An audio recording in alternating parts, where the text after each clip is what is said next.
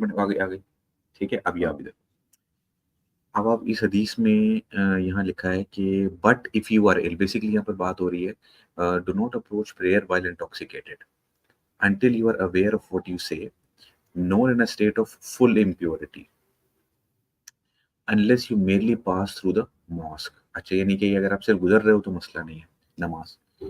अच्छा, until you have bathed, यानी कि अगर आपने जब तक गुस्ल नहीं कर लिया तब तक नमाज मत पढ़ो। But if you are ill, on a journey, or have relieved yourself, or have been intimate with your wives and cannot find water, then purify yourself with clean earth. Wipe your faces and hands, and Allah is ever pardoning, ever forgiving. अब ये कुरान की आयत है कि जिसका मतलब ये है कि अगर आप सफ़र में हो या और कोई मसला है जिसकी वजह से पानी अवेलेबल नहीं है, और अब आपने नमाज पढ़नी है, तो आप क्या करोगे? आप मिट्टी से तयम्मुम कर लोगे। ये बेसिकली ये इसकी रूलिंग है, कुरान में वाज़ेह इस पर आयत मौजूद है। अब मैंने आपको एक हदीस भी भेजी है, फाइलो ज़रा वो हदीस खोलें। ओके। अब जिसने कुरान पढ़ा हुआ है, जिसको कुरान याद है, ठीक है? और ये अरबी स्पीकिंग बंदे हैं जिनको ये याद है, सहाबातो को तो अरबी आती है, तो ऐसा नहीं कि किसी ने बगैर मतलब के याद किया हुआ है कुरान। तो अब हम ये हदीस अगर हम पढ़ेंगे, सही तो आप ये मुस्लिम देखें, की है। सही हाँ। मुस्लिम की 368 सी। alright, अब आप ये देखें यहाँ क्या हुआ, I am affected by seminal emissions but find no water, ठीक है? He, Umar told him not to say prayer, यानी कि हुआ क्या कि उनको जो एक नाइटफॉल होता है कि साहबी को हो गया, तो जब वो हज़रत उमर के पास आए कि मैं क्या करूं, तो हज़रत उमर ने कहा तुम नमाज मत पढ़ना। अम्मार जो एक सहाबी हैं उन्होंने कहा कि do you remember commander of the faith, अच्छा कमांडर ऑफ द फेथफुल का मतलब अमीरुल मोमिनीन, जिसका मतलब ये है कि ये उस वक्त खलीफा थे। अमीरुल मोमिनीन ये तभी उनको कह सकते होंगे जब अमीरुल मोमिनीन वो थे, यानी खलीफा थे। तो इसका मतलब ये उनके राइट। खुलाफ, ये ये हज़रत आप उमर के खिलाफत के ज़माने की बात हो रही है, कोई ये ये नहीं कि अर्ली कोई 634 हुजूर की से बात हो रही 6 है। जी, हाँ, ये कोई ऐसी बात नहीं हो रही कि 634 से हुजूर के ज़माने में। 643 के आसपास की बात है, राइट?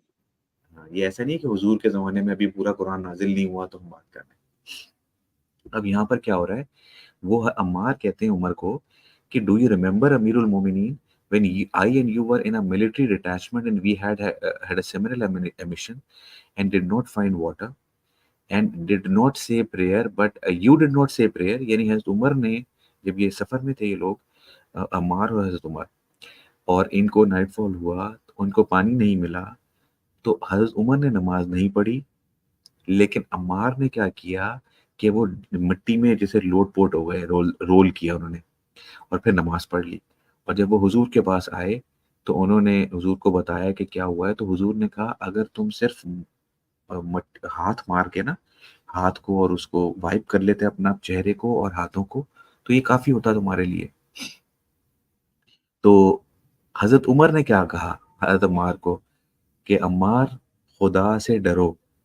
मतलब ये था कि ये ऐसे झूठ बोल रहे हो, ये कहाँ से तुम कहानियाँ बना रहे हो, ठीक है? तो अम्मार ने कहा अच्छा ठीक है, अगर आपको ये पसंद नहीं है बात तो मैं अभी आगे से नरेट नहीं करूँगा। तो क्या कहते हैं, हज़रत उमर ने बहरहाल एक ट्रांसलेशन में नीचे लिखा है कि हज़रत उमर ने उसके जवाब में कहा कि जो तुमने दावा किया है उसके लिए तुम्हें रिस्पॉन्सिबल ठहराया जाएगा। यानी कि तुम ठीक है, तुम करो जो करना है तुमने, तुम्हारी जो बात है तुम करो। अब आप ये देखें कि जिस शख्स, जब कुरान में एक वाज़ेह बात मौजूद है, उसके बावजूद किसी को ऐसा फतवा देना हज़रत उमर का कि ठीक है तुम्हारे पास पानी नहीं है, तो तुम नमाज़ ना पढ़ो। जबकि कुरान वाज़ेह तौर पर ये फतवा दे रहा है कि अगर पानी अवेलेबल ना हो तो आपने तयम्मुम करना है मिट्टी से और फिर नमाज़ पढ़नी है। हज़रत उमर उसके खिलाफ फतवा दे रहे हैं, और ये वो शख्स है जिनके बारे में दावा ये है कि ये हाफ़िज़ है। क्या ऐसा राइट, मुमकिन है? एग्ज़ैक्टली, बिल्कुल। जबरदस्त पॉइंट निकाला आपने। बहुत बहुत खूब। बहुत ज़बरदस्त। यानी इससे साफ साबित होता है, या तो, कि और ये उन्हें देखिए, उन्हें कुरान, हाँ, हाँ, वो हाफ़िज़ नहीं थे, पहली और चीज़ आप तो ये हो गई है। ये हाफ़िज़ नहीं थे, नहीं। दूसरा, हाँ, इतनी इतना आप ये देखें, मेरे ख़्याल में अगर गली चल आज किसी जाहिल से जाहिल मुसलमान को आप पकड़ लोगे ना, अगर उससे पूछोगे बेटा अगर आप पाक नहीं हो और नमाज का टाइम हो जाए तो क्या करोगे? उसको भी पता होगा कि नमाज पढ़ना तो लाजमी है, नमाज से कभी छूट नहीं होती। बिल्कुल, ठीक है? बिल्कुल। ये हजरत उमर अपनी खिलाफत खलीफा हैं ये मुसलमानों के।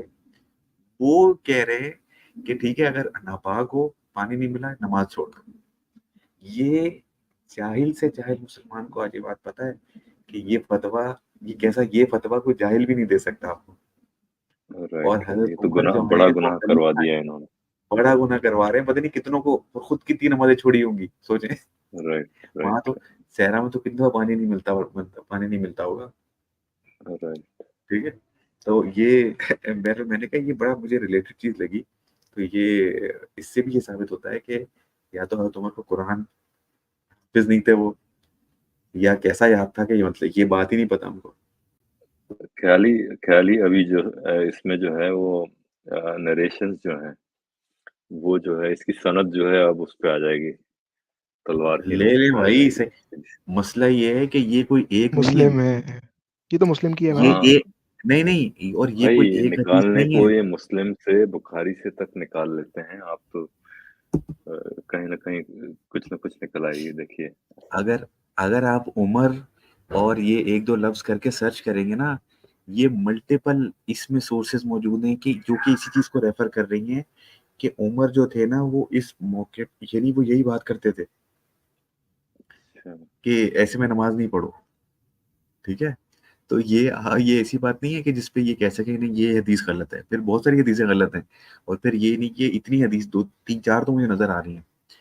तो मतलब फिर तीन चार हदीसों को इन्होंने गलत कहना है, तो ठीक है मर्जी है भाई, फिर आप हदीसों को रिलायबिलिटी को भेजते खुद हाँ, नहीं क्वेश्चन कर रहे हैं। फिर तो ये हाउस ऑफ कार्ड्स हो गया जो बिल्कुल एकदम हाँ बिल्कुल। गिर जाएगा वैसे बिल्कुल। इनके लिए ना देखें बहीत नहीं है, अगर मैं इस्लामिक पॉइंट ऑफ व्यू से देखूं तो बिकॉज मैं एक शिया क्रीड से आता हूँ, तो इस वजह से मुझे भी कोई ताज्जुब की बात नहीं। जब इन्होंने खिलाफत पे इज्तिहाद कर लिया, जब कंपाइलेशन हाँ पे इज्तिहाद कर लिया, तो ये तो फिर भी बहुत छोटी चीज है। ये मैंने वैसे ये वाला जो चीज है ना, ये मैंने हसन अल यारी से ही सुनी थी। वो जी खुद ये कहता है, वो कहने लगा कि ये पता नहीं खुद कितनी नमाजें छोड़ी होंगी इन्होंने। जी, और ये तो कह भी चुका है हस्बुनल्लाह किताबुल्लाह, हाँ कुरान काफी है। और वो हाँ। हय्या अला खैरुल और ये अमल को कुरान, बदल के अस्सलातु खैरुम मिनन नौम बदल दिया इन्होंने। हाँ, बिल्कुल बदला है। तरावी तरावी ले आए, जो भी चीज तरावी नहीं बदल थी। दे। जी तरावी बिदअत ले आए, तीन तलाक जो है वो उन्होंने हदीसों से साबित होता है कि ये खुद जी, लेके आए। मुता को इन्होंने, कुछ साहबी यही कहते हैं कि जी हज़रत उमर के ज़माने इलीगल तक कर किया दिया। करते थे, हज़रत उमर ने इलीगल कर दिया। तो खैर ऐसे तो बहुत सारी बातें नहीं। तभी तो हज़रत फिर अली ने आगे कहा था कि चल। मैं हुँ, कुरान पे और सुन्नत पे अमल करूंगा, लेकिन सुन्नत खुलफाए राशिदीन पे अमल नहीं करूंगा। बिल्कुल। वैसे चलें चलें चलें आगे बढ़ें हम आगे बढ़ें। 2 आवर मार्क तक पहुँच गए हम लोग। इसको खत्म करते हैं फटाफट, फिर ये डन एंड डस्टेड हो जाएगा ये topic right? Forever pretty much I think unless until मुफ्ती साहब चूज़ करें इसको रिस्पॉन्ड करने का। मुझे नहीं लगता कि इसमें कोई गुंजाइश है इसमें कुछ हमारे जो पॉइंट्स हैं बहुत सॉलिड हैं, काफ़ी पुख्ता पॉइंट्स हैं। इसको मुझे नहीं लगता कि इतना आसान होगा। इसको हाँ, कुछ ना कुछ हो सकता है वो कहीं न कहीं से कुछ मेरे ख़्याल है हज़रत उमर वाले उसका तो अलग से क्लिप बना देंगे। हाँ, ये बनता है बिल्कुल। इसमें से 2-3 क्लिप्स बनाने पड़ेंगे, काफ़ी काफ़ी सीरियस पॉइंट्स है इसमें। चलिए आगे बढ़ते हैं ना, इसको खत्म करते हैं मेरे ख्याल से। चाह रहा हूँ